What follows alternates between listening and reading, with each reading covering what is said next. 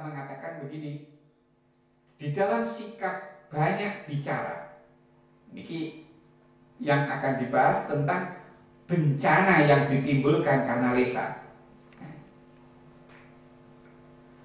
Satu, minimnya sikap wirai. Minimal itu akhirnya kurang wirai. Kalau dia banyak bicara kurang wirai. Karena ada wirai akhirnya malah dia tidak bisa dibawa. Coba kalau tidak percaya, nek panjenengan seorang guru misalnya, seorang guru, dekatlah kalian dengan murid kalian, dekat serapat sebagaimana rapatnya teman-temannya, bicaralah sebagaimana bahasanya murid-murid, maka tentu pada saatnya panjenengan sudah tidak akan dihargai oleh murid. Itu bukti. Makanya di sini orang yang banyak bicara itu akan minim sikap wirainya. Yang kedua, tidak takwa. Nah, ini lebih parah kalau sudah sampai di sini. Memperpanjang proses hisab. Nah, ini nanti kaitannya di akhirat nanti. Karena banyak yang dibicarakan, kan setiap apapun yang kita lakukan di dunia ini atau yang setiap apapun yang ada di tangan kita, besok di akhirat pasti dihisab. Maka apa yang kita ucapkan ini pun besok di akhirat dihisab. Nah, kalau kita setiap hari mengeluarkan kata-kata misalnya sampai 1 juta setiap harinya, maka kalau sudah dikalikan umur kita sudah berapa juta, betapa lamanya nanti hisabnya. Akan memperpanjang hisab. Memenuhi buku catatan amal. Akhirnya malaikat jadi sibuk, mau ngomong iki, fulan iki ngomong ini. Nah, baik itu malaikat yang mencatat amal baiknya ataupun yang mencatat amal jelek. Akhirnya kalau yang dicatat yang baik tidak begitu masalah, tapi ketepatan yang jelek ini yang banyak. Dan kebanyakan orang yang seperti itu pasti yang keluar yang jelek-jelek. Nah, ini akan buku catatannya tidak kebek. Yang lainnya hanya 1 jilid, mungkin orang yang banyak bicaranya bisa 10 jilid. Itu kalau kita gambarkan mungkin seperti itu. Banyaknya orang yang menuntut haknya. Ini juga masih dikaitkan dengan akhirat. Karena di dunia ini kita pernah menyakiti fulan, maka besok di akhirat kita akan dituntut. Karena tuntutan itulah maka Allah menghakiminya dengan cara kebaikan kita akan diambil untuk diberikan kepada orang yang kita sakiti ini, orang yang berhak ini. Akhirnya banyak orang-orang yang datang menuntut kepada orang yang banyak bicaranya itu. Bergelayutnya orang-orang yang dizalimi pada orang yang berbuat zalim. Karena dia merasa pernah di dunianya dulu dizalimi, maka dia tidak mau melepaskan orang yang zalim dan minta kepada Allah untuk penghakimannya. Dan akhirnya diputuskan seperti tadi. Banyaknya kesaksian para malaikat pencatat amal yang mulia dan selalu berpaling dari Allah Sang Maharaja yang mulia. Akhirnya panggah melengos enak Gusti Allah. Sebab perkataan itu merupakan kunci terjadinya dosa-dosa besar. Di dalamnya terdapat kebohongan, menggunjing, mengadu domba, ucapan palsu, dan cerita bohong. Di dalam hadis disebutkan, aktsaru khotoya bani Adam fi lisani. Kebanyakan kesalahan anak Adam terdapat di dalam lisannya. Hadis yang lain, aktsarun nasi dzunuban yaumal qiyamati aktsaruhum kalaman fi ma la yaknihi. Kebanyakan dosa manusia di hari kiamat adalah mereka yang banyak bicara tentang hal yang tidak bermanfaat baginya. Itu baru faedah pertama. Faedah kedua, menjaga mata dan selamat dari bencana pandangan mata. Karena kita sudah menutup diri dalam lingkup yang lebih kecil, maka yang kita pandang pun juga terbatas. Karena pandangannya terbatas, tentu bencana dari pandangan ini pun juga akan berkurang, mengecil. Sebab orang yang menyingkir dari manusia akan selamat dari memandang mereka, memandang teman-teman bergaulnya, dan memandang kesenangan dan bunga kehidupan dunia yang menjadi kecenderungan mereka. Allah berfirman, wala tamuddanna ainaika ila ma matta'na bihi azwajan minhum zahratal hayatid dunya litaftinahum fihi wa rizqu rabbika khairu wa abqa. Dan janganlah engkau tujukan pandangan matamu kepada kenikmatan yang telah kami berikan kepada beberapa golongan dari mereka sebagai bunga kehidupan dunia, agar kami uji mereka dengan kesenangan itu. Karunia Tuhanmu lebih baik dan lebih kekal. Dengan cara menghindarkan pandangan dari semua itu, akan dapat mengekang nafsu dari tertarik. Kalau jadi kemutan, zaman kulo matut tamat SD. Matut tamat SD, niku kulo sakjane kepingin melanjutkan di sekolah tingkat lanjutan. Kepingin buat poning sanawiyah, poning SMP, pinginnya nonton. Tapi kalau tiang sepah mboten pareng. Hak dulur kulo niku mboten enten, sing lebih dari SD niku mboten enten. Mboten pareng kalau tiang sepah. Nah, mergo wis mboten pareng akhirnya ya mau tidak mau ya tidak jadi sekolah. Nah, setiap kalau sore kula niku jalan-jalan nang Embong. Bosone nang Embong ketemu kanca-kanca lagi tas mulai sekolah. Atine wis ra karuan. Kepingine wis ra karuan kaya pengen berontak-berontak. Sehingga banyak muncul keinginan-keinginan. Karena banyak yang saya lihat pada waktu sore itu. Tapi ketika suatu saat mengekang nggak keluar-keluar, akhirnya yo kepinginan-kepinginan itu yo hilang. Jenengan boten usah tahu metu, ning omah mawon. Sehingga gak ngerti iki saiki HP-ne sing apik ki apa. Ora ngerti ngoten niku. Ngertine jenengan bakal kring-kring-kring bakal ngoten tok. Akhirnya yo selamat jenengan. Orang kepingin nih, saya kepingin ini. Mereka gak tahu ada sing ngirim gambar api-api bisa. Mereka orang kena dikirimi gambar. Akhirnya orang pengen opo-opo. Ini loh. Karena tidak ada yang dipandang, maka keinginan-keinginannya pun juga akan berkurang. Itu yang maksudnya.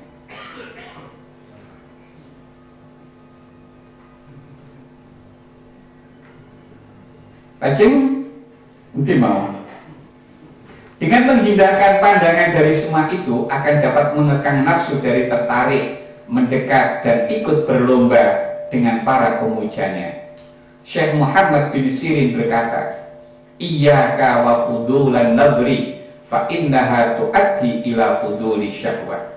Hindarilah berlebihan dalam memandang, sebab hal itu dapat mendatangkan pada syahwat yang berlebihan. Nah, niku contohnya di koyok wau jenengan ratu tahu metu ning omah tok ora ero perkembangan zaman sehingga wis ganti model-model niku jenengan pun mboten ngerti, kerana mboten ngerti ndak rasa orang duwe rasa pengin. Lamun jenengan medang ngerti wah iki anak model iki malah kepingin ikut model-model itu, tapi arepe nuruti kepingin gak nutut duwite. Nggih lho? Nah, itu kenyataan dalam kehidupan kita nih. Orang yang banyak memandang akan berkepanjangan kesedihannya. Jadi wow, kenapa kok berkepanjangan kesedihan? Sebab apa sedih karena keturutan. Dia kepingin ini, mang aku meturuk nih kono omah kok modelnya apik, gede, dhuwur. Aku pengen di omah koyo ngono. Arep melok-melok, gak nutut duwite ra cukup. Tapi pinginnya iki panggah gak iso dipadamkan. Karena gak bisa dipadamkan, isone kur malih nelongso wae atine. Gitu? Nah, itu. Sesungguhnya mata itu penyebab kebinasaan. Orang yang mengubah pandangan akan diburu kematiannya. Memandang pada berbagai macam pandangan itu dapat berakibat hatinya bercabang kemana-mana. Itu dampak lain daripada hasil kita memandang tadi. Ini akan bisa mencabangkan hati kita sehingga tidak satu arah. Artinya ada perhatian yang satu, perhatian yang satunya lagi, perhatian yang satunya, sehingga banyak yang mengikat hati kita, banyak yang menarik hati kita itu. Faedah ketiga, menjaga hati dari riya dan menjilat atau bermanis wajah, juga penyakit-penyakit yang lain. Orang bebek, mboten pamer, terus ora pura-pura bermuka manis, mari ngoten niku. Seorang sufi bertanya kepada seorang wali abdal yang selalu mencurahkan waktunya untuk Allah, bagaimana cara agar dapat benar-benar menghadap kepada Allah? Beliau menjawab, jangan kamu memandang makhluk. Nasihati ngoten, jangan kamu memandang makhluk, sebab memandang mereka akan dapat memunculkan kegelapan. Sang sufi berkata, ya terkejut, kok ora oleh nyaman makhluk di piye wong uripe di antara makhluk. Makanya dia mengatakan, apakah aku harus begitu? Beliau menjawab, jangan kamu mendengar pembicaraan mereka, sebab mendengarkan mereka akan dapat berakibat hati menjadi keras. Apakah aku harus begitu? Jangan kamu bergaul dengan mereka, sebab bergaul dengan mereka akan mendatangkan kerugian, kesedihan, dan keresahan. Kemudian sang sufi tadi berkata lagi, akan tetapi aku hidup di antara mereka, mau tidak mau atau tidak, pasti aku bergaul dengan mereka. Artinya dijawab oleh wali abdal, jika begitu jangan kamu condong kepada mereka, sebab condong kepada mereka berarti kehancuran. Nah, Pacen nasihat berikut ini memperjelas nasihat yang di atasnya tadi. Jika seperti itu barangkali masih dapat dilakukan. Nah, ternyata yang dimaksud tidak boleh mendengar, tidak boleh memandang, itu intinya yang penting jangan sampai pandangan kita, pendengaran kita akan menarik diri kita sehingga kita condong kepada mereka. Yang bahaya di situ. Makanya kalau memang terpaksa terjadi seperti itu, maka yang harus digarisbawahi, jangan sampai hati kita condong kepada mereka. Sang wali abdal berkata, wahai sang sufi, kamu melihat orang yang suka main-main. Nah, ini yang maksud daripada beliau wali abdal tadi memberi nasihat. Jangan kamu melihat makhluk. Yang dimaksud makhluk ini ya makhluk yang suka main-main itu. Kamu mendengar pembicaraan orang-orang bodoh, berarti kalau yang didengarkan orang-orang alim yang sedang menyampaikan ilmu, lah itu tidak masalah.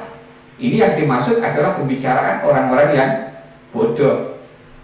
Kamu bergaul dengan orang yang suka menganggur dan kamu condong kepada orang-orang yang hancur. Kamu ingin menemukan manisnya taat, sedangkan hatimu bersama selain Allah. Itu sangat jauh. Kalau kamu ingin merasa manisnya taat kepada Allah, selama hati kamu masih belum bisa bersama Allah, maka tidak akan pernah menemukan itu. Jalannya jauh. Selamanya hal itu tidak akan dapat terwujud. Setelah berkata seperti itu, sang wali abdal lalu pergi.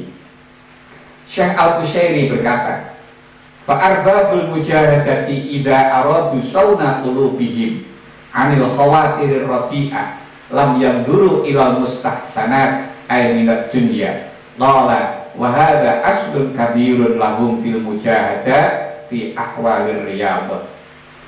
Orang-orang yang ahli mujahadah, maksudnya berjuang untuk menundukkan nafsu, ketika ingin menjaga hati, maka mereka tidak mau memandang pada keindahan dunia. Ini merupakan pondasi utama untuk mereka dalam bermujahadah di setiap keadaan riyadhah. Contohnya kados wau, mergo akeh sing wis disawang, kepinginane dadi akeh ya. Faedah keempat, tercapai pribadi yang zuhud di dunia dan menerima apa adanya. Menerima. Di dalam pribadi seperti itu letak kemuliaan dan kesempurnaan hamba, juga menjadi sebab memperoleh kecintaan Allah. Rasulullah bersabda, izhad fid dunya yuhibbukallah wazhad fima fi aidin nas yuhibbukan nas. Zuhudlah di dunia, maka kamu akan dicintai Allah. Dan zuhudlah, atau maksudnya zuhud nih, kon zuhud itu ojo timbul keinginan. Jangan timbul keinginan dalam apapun yang ada di tangan atau dimiliki manusia, maka kamu akan dicintai manusia.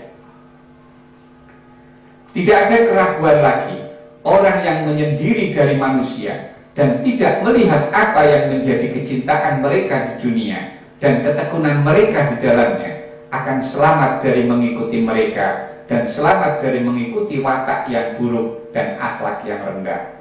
Sedikit sekali orang yang bergaul dengan manusia semacam itu selamat dari ketekunan dan kecondongan mereka.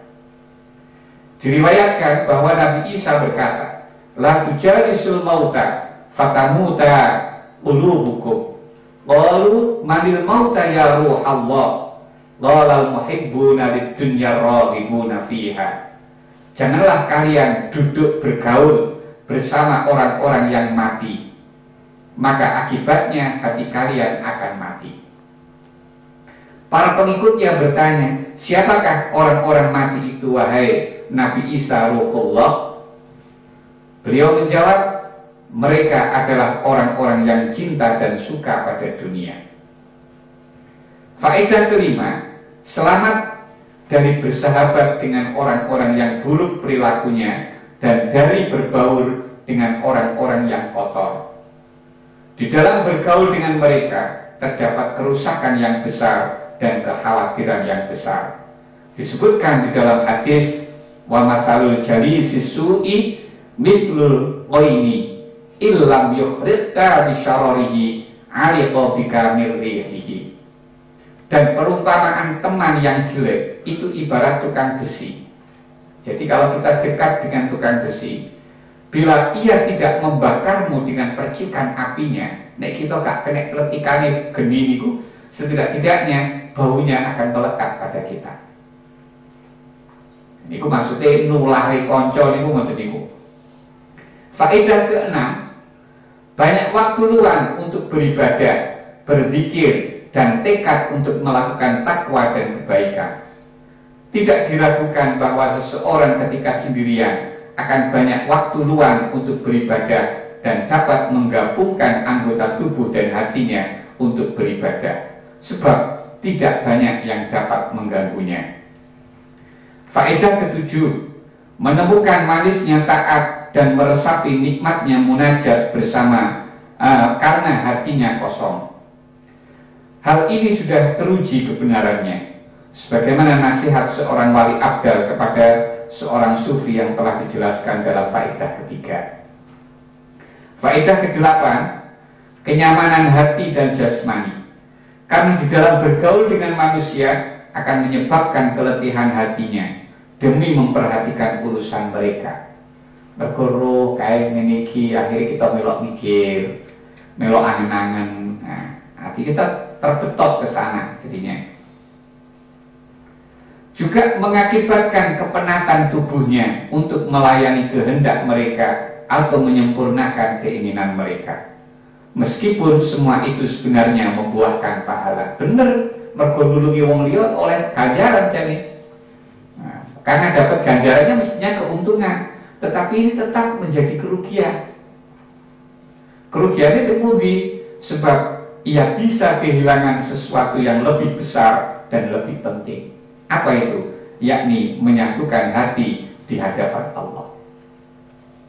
Faedah ke-9, menjaga diri dan agamanya dari menghadapi segala macam keburukan, juga pertengkaran akibat pergaulan. Sebab watak nafsu gemar dan terburu-buru ikut campur dalam urusan seperti ini ketika bergaul dengan para penggemar dunia dan ikut serta berebut dengan mereka.